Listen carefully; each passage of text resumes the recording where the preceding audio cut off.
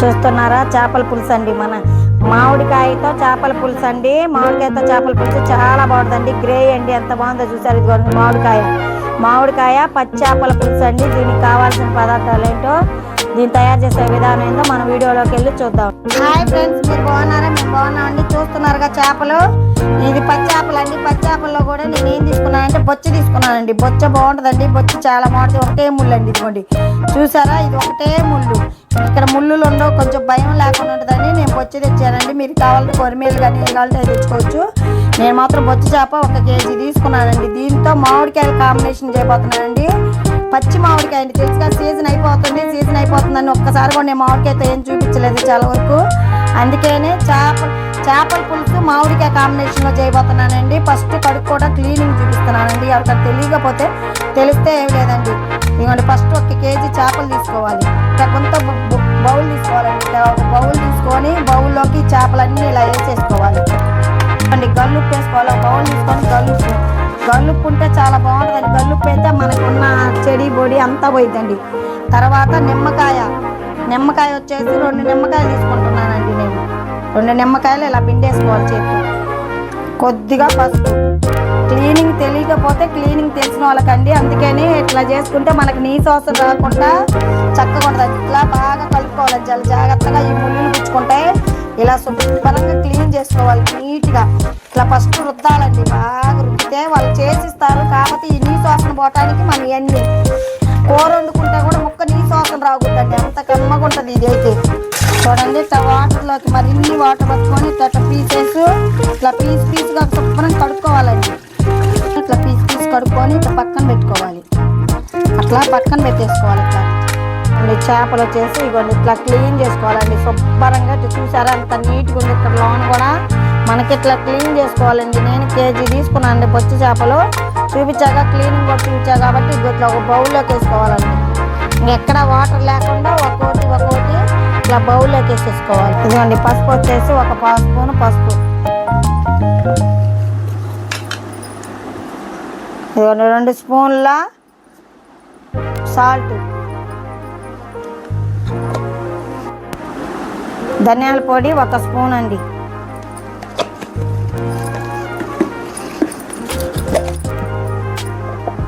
అల్లం వెల్లుల్లి paste 1 spoon. ఇదిగోండి మన గుంటూరు కారం అండి. గుంటూరు కారం వచ్చేసి 1 స్పూనున్నర గుంటూరు కారం. ఇదిగోండి ఈ స్పూన్తో స్పూనున్నర కేజీకి.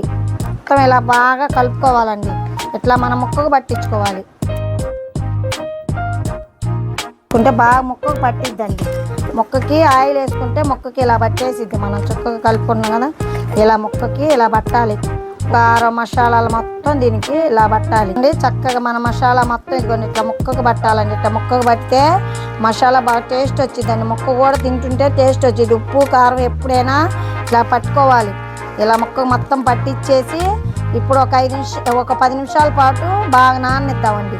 ఇదిగోండి చింతపండు వచ్చేసి ఇదిగోండి ఒక 50 గ్రాములు చింతపండు అండి. 50 గ్రాములు చింతపండు తీసుకోవాలి. ఒక 50 గ్రాములు చింతపండు తీసుకొని శుభ్రంగా కడుక్కున్నానండి. కడుక్కొని వాటర్ పోసి నానేసుకోవాలి. పక్కన పెట్టుకోవాలి. నానేసుకొని చూడండి, ఉల్లిపాయలు వచ్చేసి నేను 5 ఉల్లిపాయలు, 1 టమాటా, 5 పచ్చిమిరకాయలు తీసుకున్నానండి. ఇవి సన్నగా కోసుకొని ఇట్లా సన్నగా కోసుకొని మిక్సీ పట్టుకోవాలండి. మిక్సీకి సన్నగా కోసేసుకొని మిక్సీ పట్టుకోవాలి. మనం ఈ ఉల్లిపాయలన్నీ కట్ చేసేసుకొని మిక్సీ పట్టుకోవాలి. చూడండి, టమాటా కూడా కట్ చేసేసుకోవాలి. టమాటా కూడా మనం కొంచెమే కట్ చేసేసుకోవాలండి. 2 పచ్చిమిరకాయలు వేసుకోవాలండి. 2 పచ్చిమిరకాయలు కట్ చేసేసుకోవాలి. మామిడికాయ కూడా కదండి. మామిడికాయ కూడా కొంచెం మిక్సీ పట్టుకోవాలండి. మామిడికాయ కూడా కొంచెం చిన్న పీసెస్గా మిక్సీ పట్టేసుకోవాలి. సగమేనండి మామిడికాయ కాయలో కొంచెం 1 ముక్క వేసుకోవాలండి. 1 ముక్క ఉంచుకోవాలి. వేసేది తోలు ఏం తీయకుండా ఇట్లాగే వేసేస్తా. అంటే చిక్కు తీసేసుకోవచ్చు. నేనైతే చిక్కు తీయట్లేదు. వేసుకున్నాం కదా మనం కడుక్కొని. ఇదిగోండి సగం ముక్క వేసాం కదా ఇందాక మిక్సీలోకి. ఇప్పుడు ఆ ముక్క కూడా కట్ చేసుకోవాలండి. పొడుగ్గా పీసులుగా కట్ చేసుకోవాలి. చూడండి, మనం మామిడికాయలు కట్ చేసుకున్నామండి. ఇదిగోండి ఇలా చిన్న పీసెస్ కట్ చేసుకోవాలి. లేకపోతే పొడుగ్గా కూడా వేసుకోవచ్చు అండి. కావాలంటే మీరు పొడుగ్గా వేసుకోవచ్చు. నేను ఇలా పీసెస్ ఉన్న ముక్క అంతా ఇలా కట్ చేసేసాను. ఇప్పుడు 2 పచ్చిమిరకాయలు పొడుగ్గా కూడా కట్ చేసుకోవాలండి. ఇట్లా పొడుగ్గా కట్ చేసుకొని ఈ పక్కన పెట్టేసుకున్నాం. ఇదిగోండి చేపల డిష్ ఉంటుంది కదండి, మీ కాడ కావాలంటే చేపల డిష్ ఉంటే చేపల డిష్ పెట్టుకోండి. నేను పెద్ద కళాయి ఒకటి పెట్టానండి, కేజీ కాబట్టి పెద్ద కళాయి ఒకటి పెట్టాను. ఇప్పుడు ఆయిల్ పోసుకోవాలండి. ఆయిల్ కొంచెం ఎక్కువే పట్టిద్దండి మనకి. ఇదిగోండి ఈ గంటతో నేను 3 గంటల ఆయిల్ పోస్తున్నానండి, ఎందుకంటే కేజీకి 3 గంటల ఆయిల్. 1 స్పూను ఆవాలండి, ఆవాలు 1 స్పూను, స్పూన్ అండి మెంతులు కొంచెం చేసుకున్నాం కదా, ఆ పేస్ట్ ఇలా వేసేసుకోవాలి. ఇదిగోండి ఆ పేస్ట్ వేసుకున్నాం కదా, పేస్ట్ వేసుకున్నాక కొంచెం పసుపు అండి, ఎంతో 1 చిటికెడు పసుపు, 1 చిటికెడు పసుపు, 1 స్పూను సాల్ట్,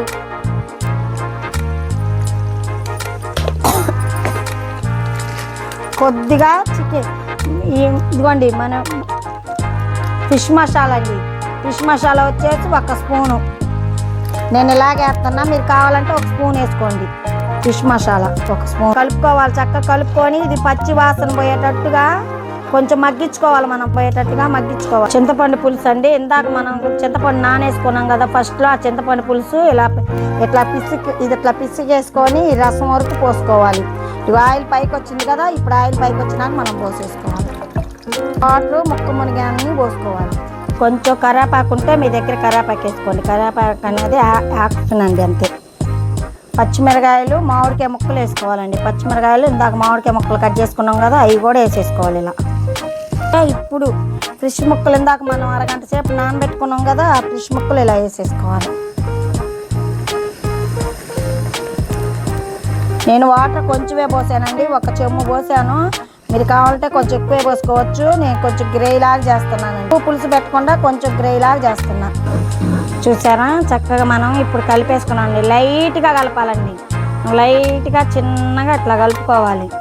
ఫస్ట్ కాదండి ఏం కాదు, కొంచెం కలుపుకోవచ్చు. తర్వాత చిన్నగా 1 స్పూన్ తీసుకొని స్పూన్తో మాత్రం కలుపుకోవచ్చు. ఇప్పుడు ఉప్పు కారం అన్నీ సరిపోయినాయా మనం చూసుకోవాలండి, ఇప్పుడే చూసుకోవాలి. ఉప్పు కారం అన్నీ సరిపోయినాయని చూసుకొని, ఉప్పు సరిపోతే వేసుకోవచ్చు అండి. ఇప్పుడు కొంచెం కారం తగ్గినా వేసుకోవచ్చు. వాటర్ మాత్రం కరెక్ట్గా సరిపోయినాయండి, మనకి వాటర్ ఇంకా అవసరం లేదు, దీంతోనే ఉడికిపోయింది, చిక్కగా వచ్చిద్దండి మనకి గ్రేవీ లాగా వచ్చేసిద్దండి రైస్లోకి బాగా కలుపుకోవడానికి. కానీ అందుకని రైస్లోకి సరిపోయేటట్టుగా నేను వాటర్ కూడా కొంచెమే పోసానండి గ్రేవీ లాగా. ఇప్పుడు మూత తీసి మనం చూద్దామండి ఎంతవరకు రెడీ అయిపోయిందో, ఎలా రెడీ అయిపోయిందో చూస్తున్నారా. చక్కగా మనకు చేపల మామిడికాయ చేపల కర్రీ అయిపోయిందండి. చూసారా నూనె ఆయిల్ కూడా మనకు పైకి వచ్చేస్తే అయిపోయిందండి. మనం వాటర్ ఎన్ని పోసుకున్నాం, వాటర్ కూడా మొత్తం వినిగిపోయి గ్రేవీ లాగా వచ్చేసింది, మనకి గ్రేవీ లాగా వచ్చేసిందండి. ఇదిగోండి చూపిస్తాను, ఇదిగోండి మామిడికాయ చూసారా ఎట్లా ఉడికిపోయిందో. ఇలా ఉడికిపోతే మామిడికాయ ఉడికిపోయినట్టు అండి. ఇదిగోండి మెత్తగా మామిడికాయ కూడా మనకి ఎక్కడ చెక్కు చెదరలా.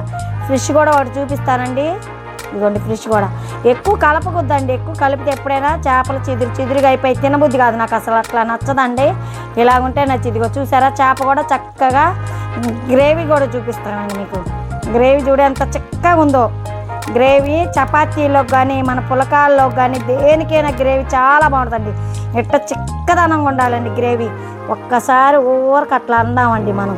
చూసారా ఇదిగోండి, చూసారా నేను ఊరికి అట్లా అన్నానండి.